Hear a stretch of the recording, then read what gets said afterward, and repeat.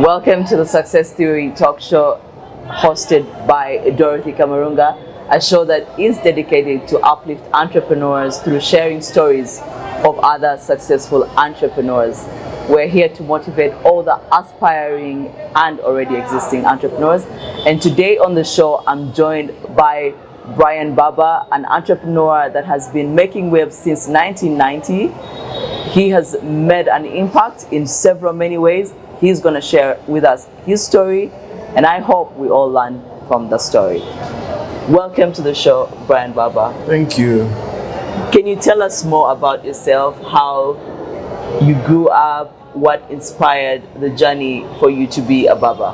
As I was growing up, I used to do fine art at school. Okay. So doing fine art was just a thing I liked when I was learning. I was a fine artist. I used to paint pictures, I used to write on the walls, office, dormitory, things like that.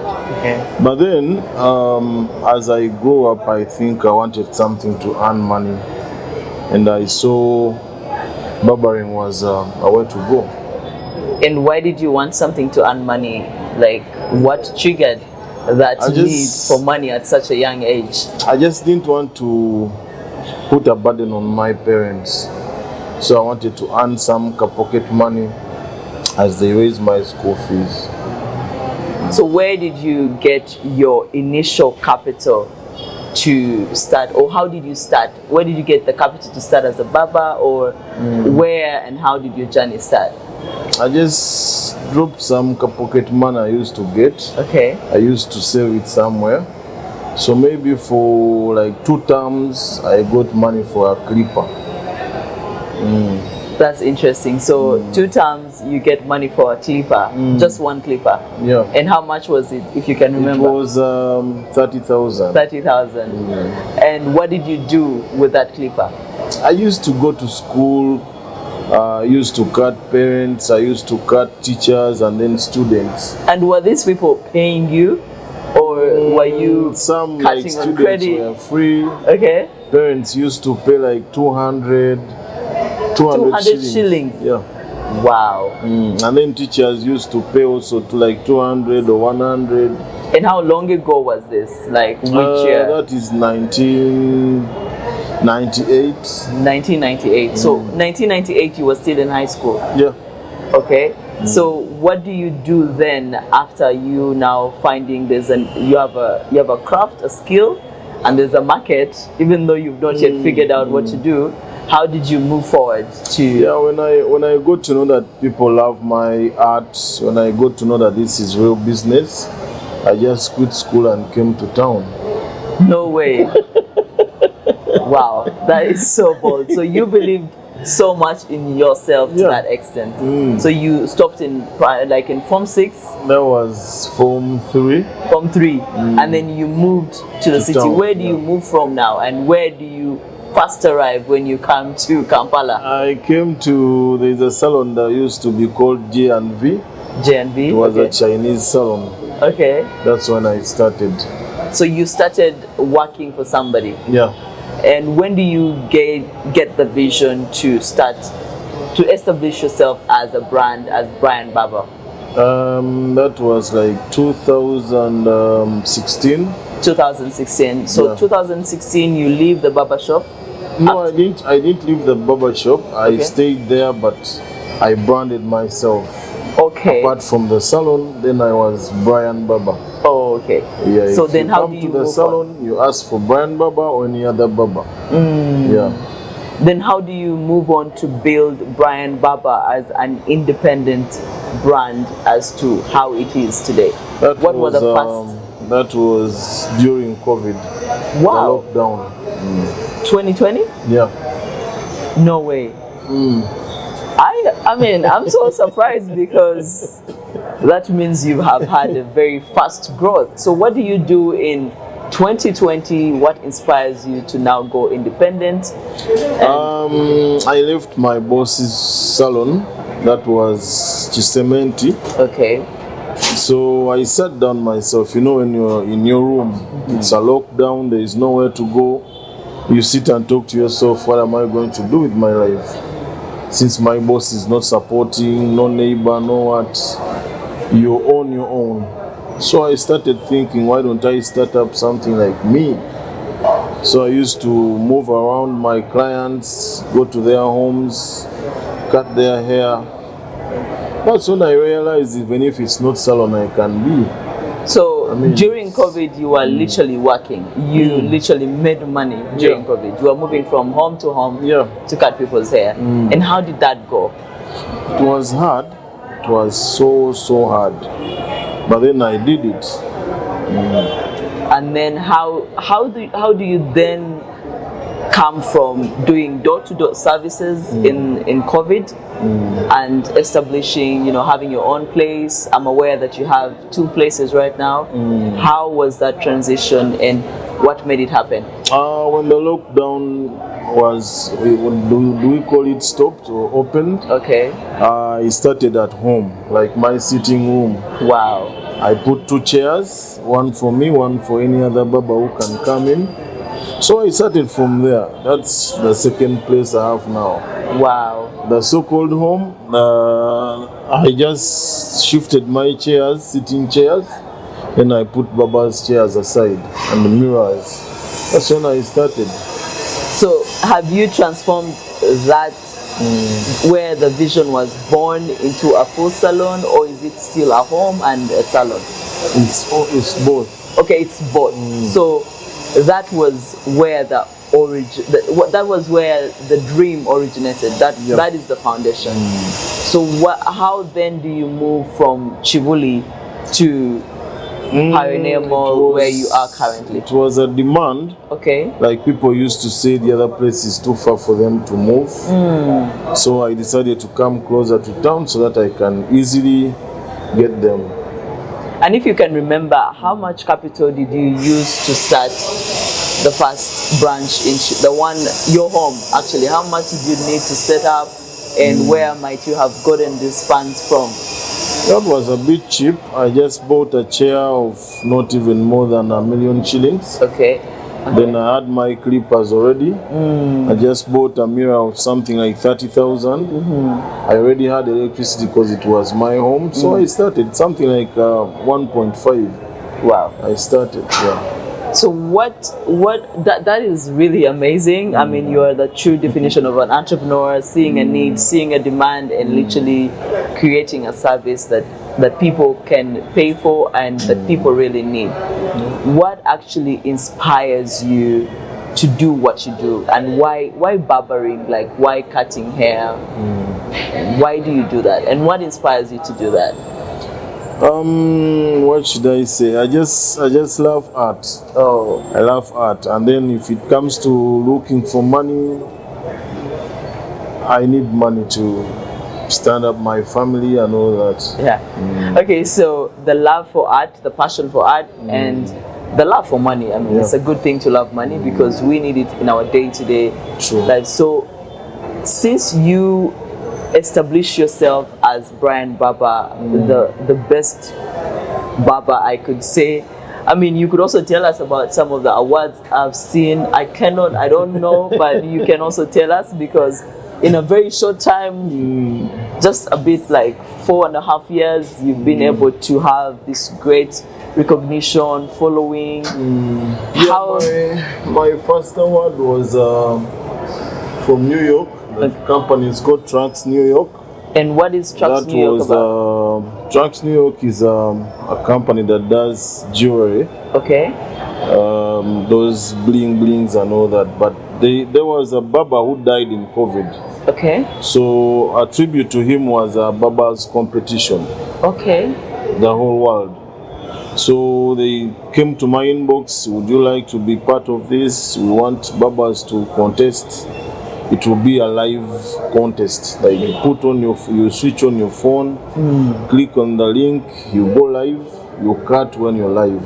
Wow. They give you the details, you do it right there. So I became the second.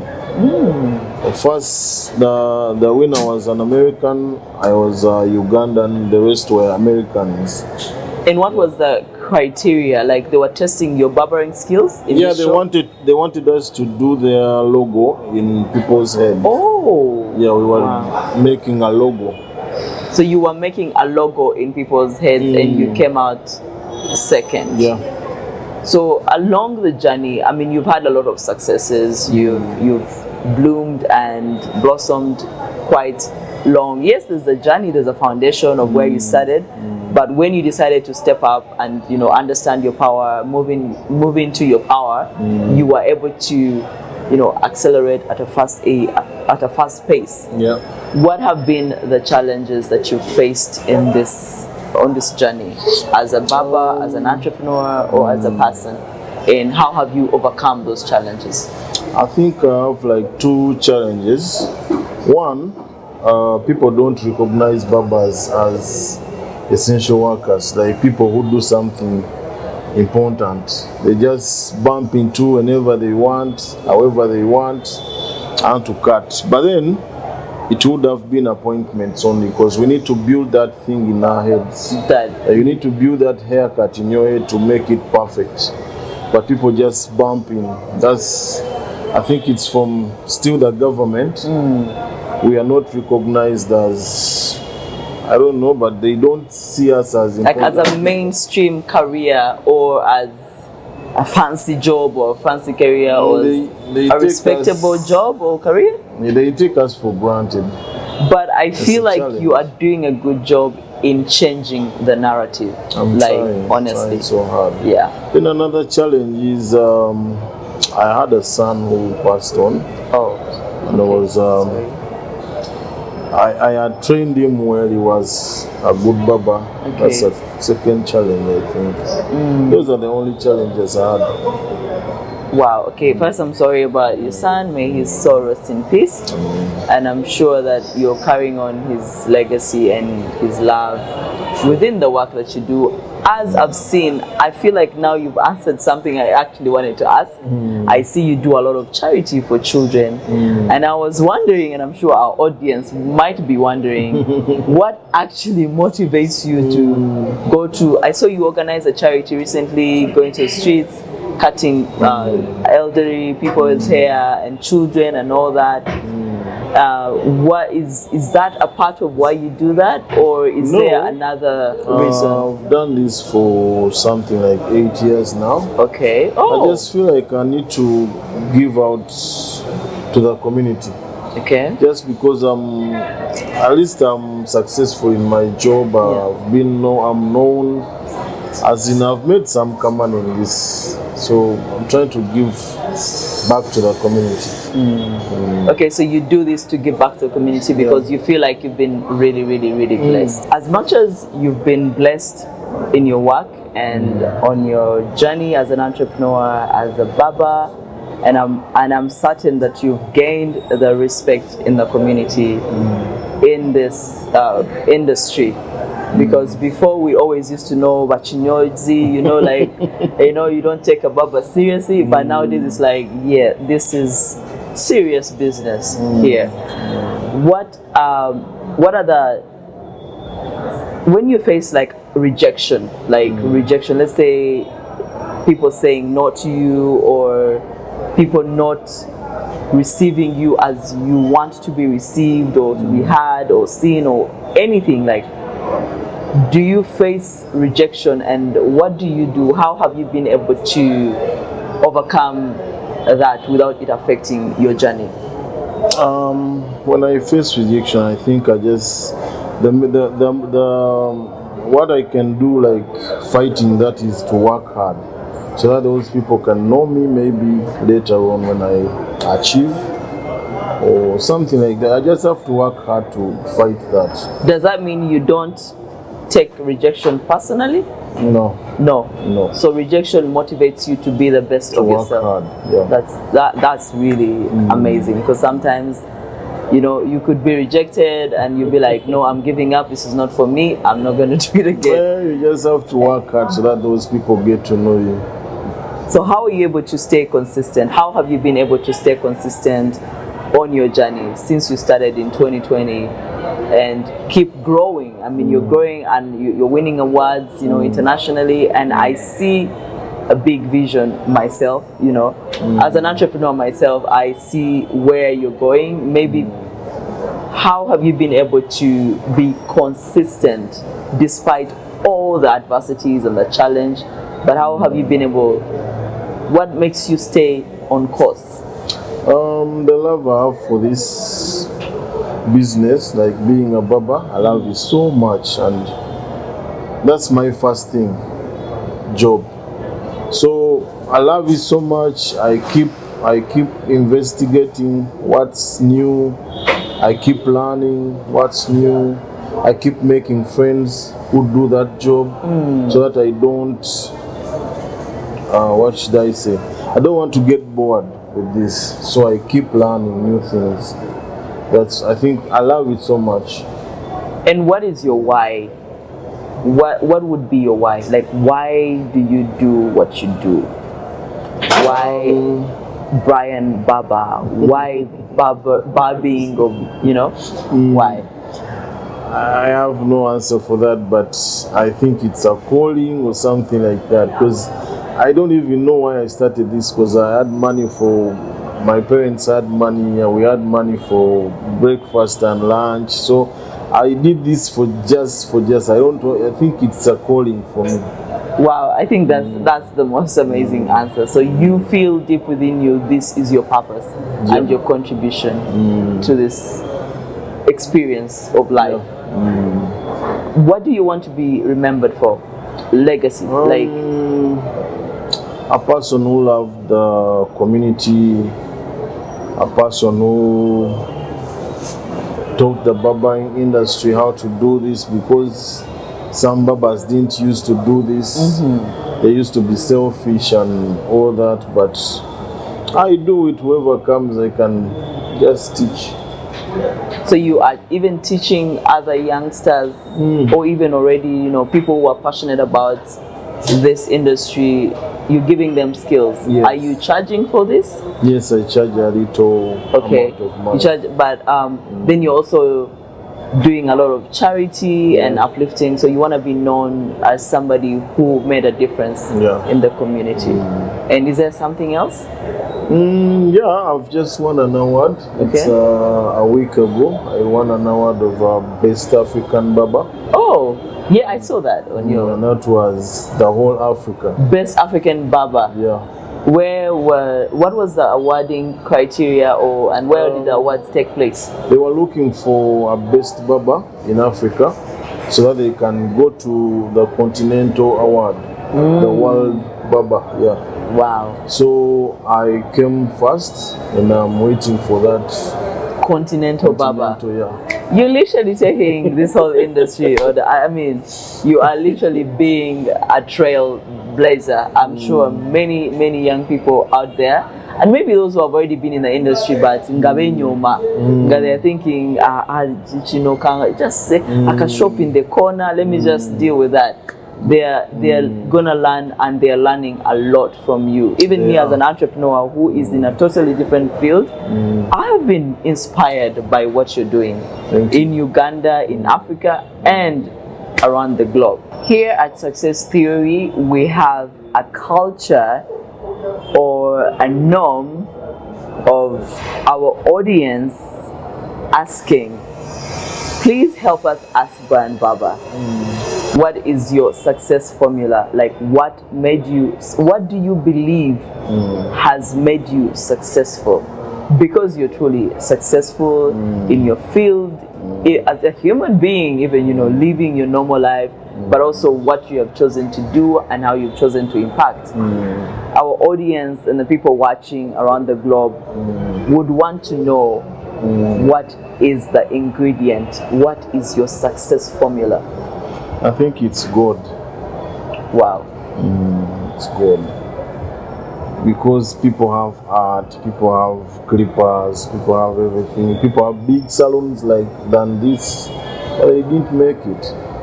So I think it's God. So do you believe that you are divinely connected and moved, and that's where your superpower comes from? Yeah. From within, and from something, or I don't know what it could be, that is so infinite and so abundant, and you have really been able to merge with it as one, and that has made you successful. So God has been your success formula. Yeah. What would be your last remarks to entrepreneurs out there, entrepreneurs watching us on this show? They just don't have to give up easily. You know, you need to try as much as possible to love your job. Keep training others what you do, so that you don't kill it when you pass on or when you get sick. So keep on passing the talent. You keep on uplifting people. Then you give back to the community. Impressive. Where should people connect with you? Share with us your social media handles, where people can connect with you, where your 2 branches of the salon are, in case anyone wants a haircut. For the branches, I would say Pioneer Mall is where I am now. Okay. It's where I spend the holidays. The other side, I won't recommend anyone to go there because I'm always here. So people should always come to Pioneer Mall. Do you want to share the shop number? Yeah, it's Pioneer Mall, PH78. Then my handles, Instagram is Bryan.Lutaya. Bryan is Bryan. Then Lutaya is Lutaya. Then TikTok, I'm Bryan Barber 256. X Bryan Barber 256. Your number is 0702-271-495. And that's all we had for today's show. Thank you so much, Bryan Barber, for joining us on this show. You have been a trailblazer, and motivation and inspiration for so many young barbers out there that want to make this a career too. Until next time, this is Success Theory with Dorothy Kamarunga.